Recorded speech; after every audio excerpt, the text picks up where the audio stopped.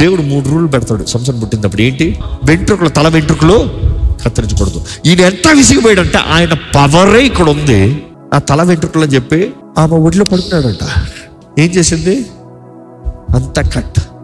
తిరిగి లేచి ఫిలిస్తీన్లు వచ్చేటప్పుడు యథావిధిగా విజృంభిద్దామనుకున్నాడంట.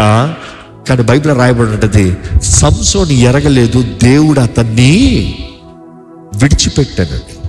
తీసుకెళ్ళి ఆయన కళ్ళుని పీకపడేశారట. సంసోను వెంట్రుకలు పెరిగేంత వరకు అని వందించవచ్చు. నా శక్తిని విర్రవీగాను, నా బలముని విర్రవీగాను, నేను విర్రవీగాను, నా వల్ల అవ్వలేదయ్యా, నన్ను క్షమించు. ఇప్పుడు ఒక్క దవడింపు తీసుకుని 1000 మందిని చంపినోడు ప్రతిరోజు వారు అవమానపరుస్తూ హేళనపరుస్తూ ఉన్నారంట. ఎట్లా ఏడుస్తుంటాడు? కుమిలి ఏడుస్తుంటాడు. Imagine, I put myself there.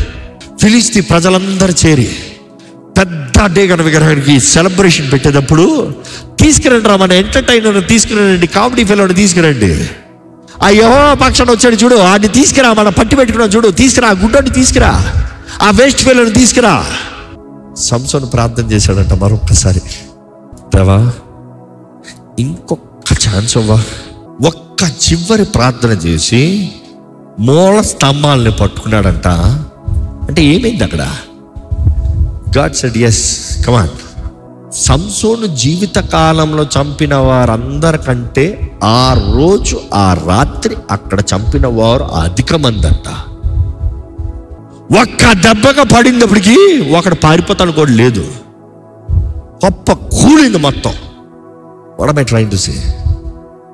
God is able to fulfill His plan and purpose in your life if you surrender.